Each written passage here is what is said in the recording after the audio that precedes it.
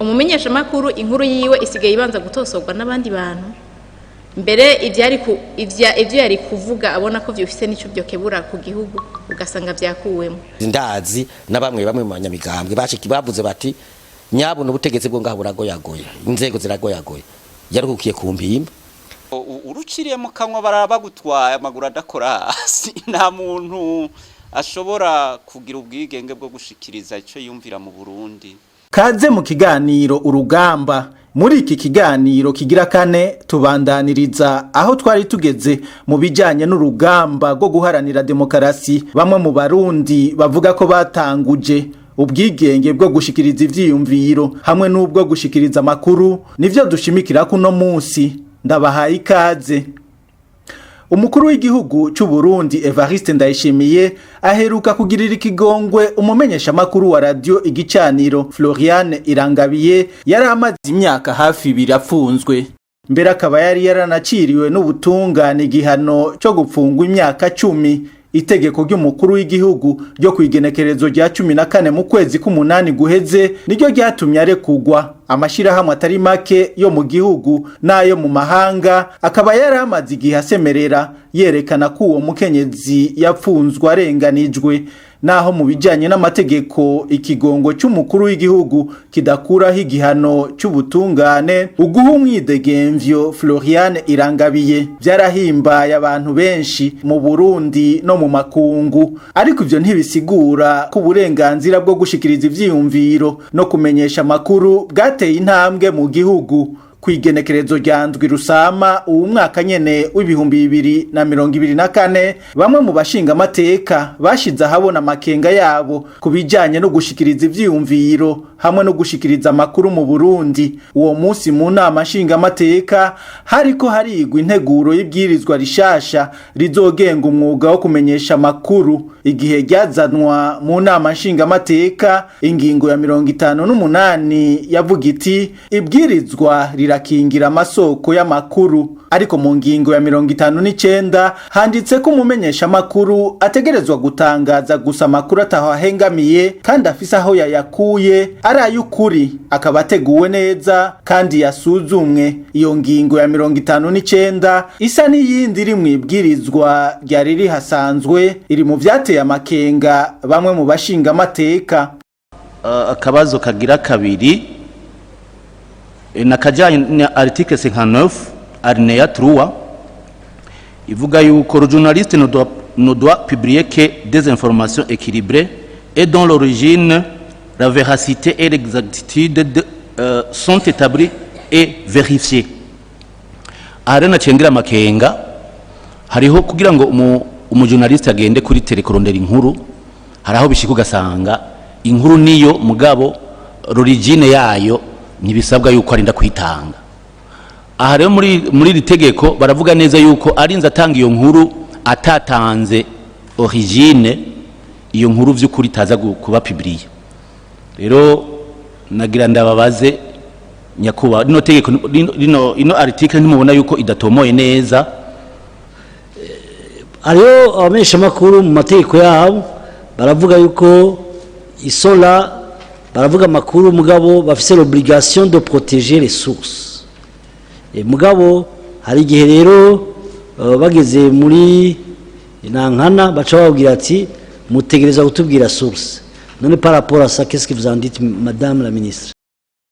Inyishu umushikiranganje ajejwe ibijanye no kumenyesha makuru Leokadi Ndacyayisaba yatanze yerekanye ko utanga makuru adakingiwe bikwiye mu Burundi. Nukuvuga dusaba ko umumenyesha makuru imbere yuko atanga inkuru abanza kuba yayiverise agaheza akamenya origine yayo ku buryo habonetsemwo amakenga canke akabonekamwo ko habaye derapage hamenyekana neza watanze inkuru. Hanyuma umuntu agahanwa hisunzwe amategeko mugabo afise origine, sino aterekanye l'exactitude ngo yerekane la véracité yayo. Umwe wese twaba duhaye uburenganzira yuko umumenyesha makuru wese naho yoba yicaye muhiriwe yoransa ivyo ashatse byose hanyuma agaturira neza igihugu nyene kigasha. Murumva ko bitoba ari vyiza. No kuvuga yuko rero iyi nkuru ategerezwa kuvuga iyo yayikuye, hanyuma niho natwe twokwemera neza yuko iyo nkuru ariyo atakubesha canke atagushikuza, kuko inyuma muri bwirizwa harimo ama article avuga ingene babeshuza inkuru ziba zatanzwe canke kuriha indishi, kurepara uwo muntu canke l'institution baba babesheye. Murumva ko hategerezwa kuba harimo ukuri no kwerekana iyo byavuye, kugira ngo cya kimenyesha makuru naco nicarepara kirepare gifise intuzeye, gifise ukuri aho inkuru uwo mujournaliste yayikuye. Mu bijyanye n'ibihano bitegekanijwe ku bamenyesha makuru, naho nyene bamwe mu bashinga amateka baragize amakenga. Mu ngingo ya 81 handitse ko ahanishwa ihadabu riva ku mafaranga y'amarundi 500,000 gushika ku miliyoni n'ibihumbi 500 uwo wese asohoye canke atangaje inkuru zifatwa nk'ivyaha bikurikira: ugutukana, ugutyoza, ugutangaza inkuru zitari iz'ukuri, uguhonyanga imico myiza ku mugaragaro, ukudendereza umuntu, ukwisuka mu buzima bw'umuntu, ukurenga ku burenganzira bwo gufatwa nk'umwere, ugushira ku mugaragaro uwakorewe amabi y'ugushurashuzwa ku nguvu. Iyo ngingo ibandanya ivuga iti ibindi vyaha bikorwa biciye mu kumenyesha makuru bihanwa hisunzwe igitabo c'amategeko mpanavyaha n'ayandi mabwirizwa avyerekeye. Bamwe mu bashinga amateka biyumvira ko bizokwitwa ivyaha bizohava bihabwa amazina atariyo kugira ngo abamenyesha makuru batotezwe.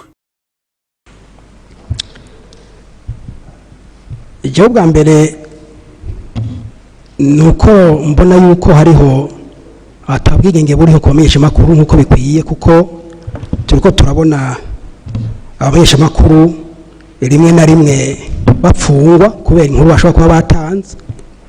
Ivyo rero bikaba vyerekana ko abamenyesha makuru bashobora kuba hari icyo badashika ko mu byo bakeneye kuvuga. Code electorale duheruka gutora barerekana ibihano umumenyesha makuru azohanishwa mu gihe azovuga amakuru senitara yatangaza canke amajwi abonye aho hantu. Hanyuma hariho igitabo mpanavyaha naco nyine kirimo ibihano vyerekana iyo umumenyesha makuru yakoze nabi. Hariho na cybercriminalité, mbega bigiye navyo guhindurwa ko tubona harimo no gufungwa birimo. Itegeko riravuga ko rigiye kuborohereza bagacibwa amande mu gihe cyo gufungwa. None navyo bizoca biza birahinduka uko amategeko mwe muzoyahindura. Hari icaha cama kijako citwa atteinte à la sécurité intérieure. Par rapport y'ivyo kuko turamaze kubona kenshi umumenyesha makuru canke uwundi babuze ico bavuga baca bavuga ati atteinte à la sécurité intérieure. None ico caha nikizosubira kuvugwa kuri abamenyesha makuru. Umushikiranganje Leokadi Ndacayisaba yishuye ko ubutungane arigwe buzoba bufise ijambo rya nyuma. Aha novuga yuko iri tegeko rije rifasha, navuze ko rije rifasha kuri kategori y'ibihano bizohabwa umujournaliste ku bintu kanaka. Mugabo cela n'exclut pas ko akoze yandi makosa bizohanwa n'ibindi. Nukuvuga n'ayandi mategeko yarahasanzwe. Nico gituma rero tutogira ubwoba nimba code electorale yarazanyemo ati umujournaliste birabujijwe yuko azovuga amakuru, azotangaza amakuru bataravuga, bataregeranya amakuru yaho hantu ngo babivalida babijejwe. Murumva yuko nkaho code electorale izocimuhana arenze kuri ivyo. Cybercriminalité naho nyene harimo ibihano. Nababwiye yuko mu gutegura aya mategeko yarasanzwe hari twarayisunze mu gutegura iribwirizwa. Rero ntitwogira amakenga yuko hazohava haba ama contradiction, ahubwo aya mategeko aruzuzanya, azokuzuzanya. Kuri kica atteinte à la sécurité intérieure, ivyo mu bisanzwe umujuje abariko araca urubanza niwe abona ico cyaha ko ico cyaha ko kijanye donc ko kijanye n'icyaha umujournaliste yakoze kugikarishya uko niwe abifitiye uburenganzira. Rero sinoca mvuga ngo nikizongera kuvugwa n'abacamanza bazoraba ibyo uwo mu journaliste yakoze ko bihuye bijanye n'ibiri prevu mu mategeko asanzwe agenga uyu mwuga nibazomenya icyaha uwo mu journaliste yakoze ko kijanye mu cegeranyo bitegekanijwe ko intumwa idasanzwe ya ONU ijejwe agateka kazi na muntu mu Burundi ishikiriza icese ku munsi wa gatanu za mu nama ya ONU ijejwe agateka kazi na muntu. Fortune Gaetan Nzongo avuga ati integuro y'ibwirizwa rigenga abamenyesha makuru iheruka gutorwa n'inama nshingamateka ntibuza ko abategetsi batera igitsure bakanabuza birenze urugero abamenyesha makuru gukora ibijanye n'umwuga wabo. Fortune Gaetan Zongo ati umucamanza ni wazomenya ingene umumenyesha makuru azohanwa hisunzwe iryo bwirizwa canke irindi rijanye n'ibikorerwa mu buhinga ngurukana bumenyi bita cybercriminalité canke igitabo mpanavyaha. Inararibonye mu mugambwe uharanira demokarasi Frodebu Leonce Ngendakumana abona ko ubwigenge bwo guserura ivyiyumviro hamwe n'ubwo gushikiriza makuru buhobahoba cane mu Burundi. Gushikiriza ivyiyumviro mu Burundi vyopfuma ndavye hamwe mu karere mu Burundi vyopfuma kuko urabona ko nubu ndiko ndashikiriza makuru barashobora kunduka bakanyita kuca kuriya ariko ndiko ndashikiriza makuru. Hari nabandi bene wacu nakubiye ko twaremeje n'ikiganiro kwigenekezo rya mbere aha muri source dinire cyari cy'abakuru abanyagihugu bose ugira cyari cy'abamenyesha makuru gusa cyari abanyagihugu bose kandi baritavye baraje kuwa Mungu igenekezo rya kabiri twari Gitega twarakoresheje amanama. Rero novuga nti mu byerekeye gushikiriza ivyiyumviro umuntu arashobora kubizira ariko mu Burundi byogendeka. Ariko naho nyene rero hari ingorane kuko iyo ushikiriza icyiyumviro kidahuye n'ibyo ubutegetsi bwiyumvira abo muri rekimantation bakurarako bagutuka bagutelefona ntibasinzirana abo mugambwe ari ku butegetsi abo mu ntwaro bakurarako. Ivyo ndabifitiye ubuhamya sivyo niyumviriye sivyo niko ndiyumvira ndabifitiye ubuhamya ku mugambwe sawanya Frodebu kuko niwo nzi neza cyane. Ariko no handi mwindi migambwe ndavyumva ko bibayo ndavyumva ndazi na bamwe mu banyamigambwe bashiki bavuze bati nyabona ubutegetsi bwo ngahuragoyagoye inzego ziragoyagoye yaruhukiye ku mpimba. Ariko umukuru w'igihugu wenyine aravuga ati leta ndikora inama nshinga amateka n'ingo zo ndibakora ubutungane ndibukora nawe vatara kuko yagoye muwo muntu yacaca ku mpimba. Urumva rero navyo nyene naho mvuga ngo vyopfuma naho nyene ntibiratsimbatara ntibirakomera nukubandanya n'urugamba kuko nta cizana ikintu cyose kiraharanirwa. Ubwigenge bw'abamenyesha makuru buragoye nabwo nyene mu gihe urubwa rwa politike gugaye urafite abagugaye. Iyo bagugaye rero hari ibyo baba babujije kuko abamenyesha makuru akazi kabo no kurondera makuru torokanya makuru bakayashikiriza abanyagihugu bakashikiriza makungu abanyagihugu bakamenya ibiriko biraba mu gihugu ingene batwawe ingene imigambwe ikora ingene amashira hamwe ya leta akora ingene ubuzi bunyuranye bukogwa. Ibi byose by'ibiciro ibi byose by'amakori by'amataxi by'amabiko birahindagurika bakabimenya biciye mu kumenyeshwa makuru. Rero kubera ko ubutegetsi bwa bimwe nakubwira intumbero ubutegetsi itigeze hinduka ugiye kuvuga ibitagenda neza burya ubutegetsi bureba bwakoze menya ko uwo mwanya nyene ucuja mu gasho barabamenyesha makuru bafunzwe. Hariho amaradiyo yabujwe gukora hariho amaradiyo agenda karondera makuru agaca agenda kabika amaradiyo n'amateleviziyo. Ubu rero ikindi kibabuza ubwo bwigenge hari amategeko ategurwa akashigwaho ababuza gukora abereka ngo bakora uku.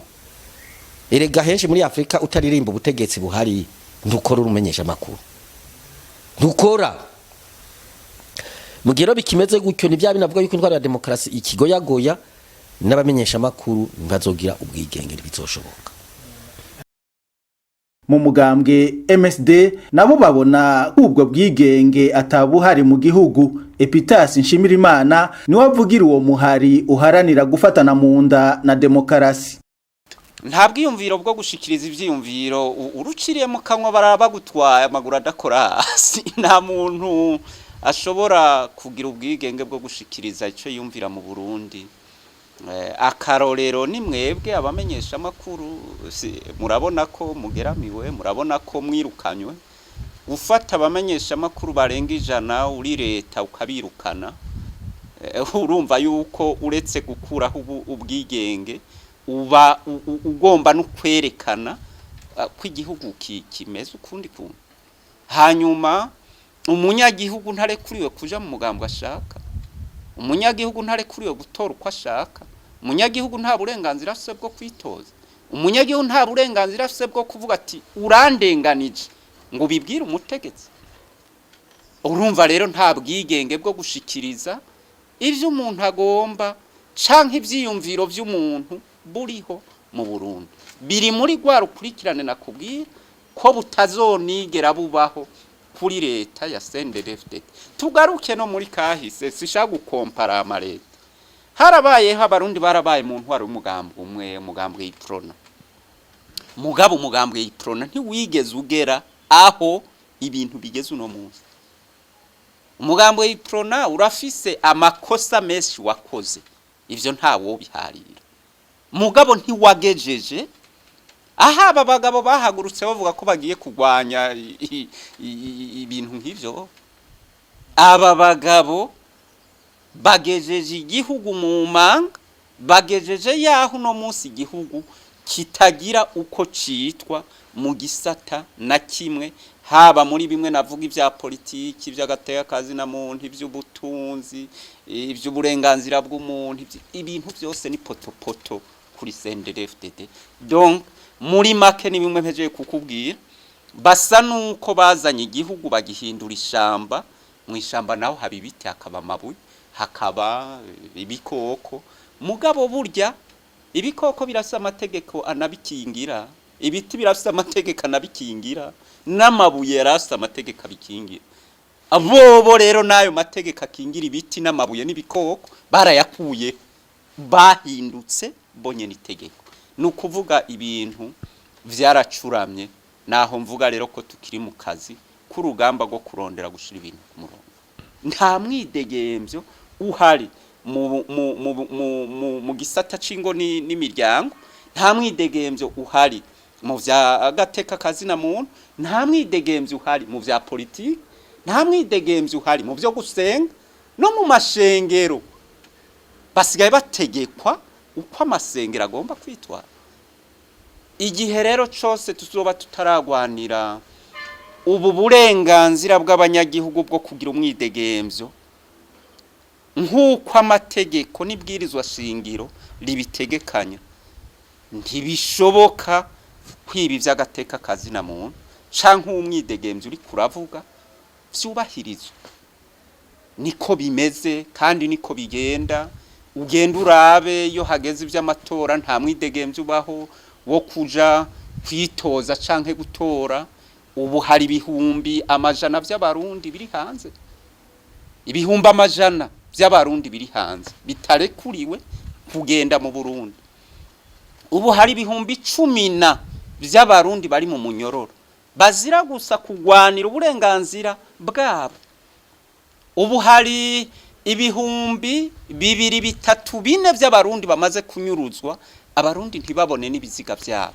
Ubu hari ibihumbi 3, 4, 5 vy'abarundi bamaze kugandagurwa, dufise n'umwidondoro wabo tumaze guhereza amasentare mpuzamakungu, harimo sentare mpuzamakungu mpanavyaha CPI. Ubu hari ibihumbi 2 vy'abarundi bimaze kunyagwa ibintu vyabo, harimo amazu, harimo amatongo, harimo ibintu vyabo bafise. Ivyo vyaragiye. Ubu hari abanyagihugu bamaze kubomoregwa amazu bubatse biciye mu mategeko, bakaroswa impapuro na leta iyo mvuga leta hariho urbanisme hariho titre foncier abarekuriwe gutanga uburenganzira bwo kubaka bakazironka bakubaka ya leta yatanze izo mpapuro ikagaruka igasenyura amazu ntibahaye indishi yakababaro ngo ibendaminize ngo ushaka gucisha hibarabara uyu munsi n'umusaka ntaco bahakoreye uburenganzira uri kuravuga umurundi afise n'ubu nta burenganzira nta mwidegemvyo uri mu Burundi nico gituma ndakubwira ko akazi rero k'umugambo MSD ari uru rugamba rwo kurondera leta ishobora kuzana umwidegemvyo mu bisata bitandukanye mu buryo butandukanye bw'ubuzima bw'abarundi. Kuva umugambwe CNDD FDD uja ku butegetsi mu 2005 abanyagihugu benshi barishwe bahogwa ivyiyumviro vyabo abandi barapfungwa abandi barahunga igihugu mu bamenyesha makuru harabishwe abapfunzwe hamwe n'abataye bakomoka aha akaba ari naho tugarukirije ikiganiro urugamba mwese mwadukurikiye turabakengurukiye twongera tubike banura duhana isango mu kindi kiganiro Imana ibishatse.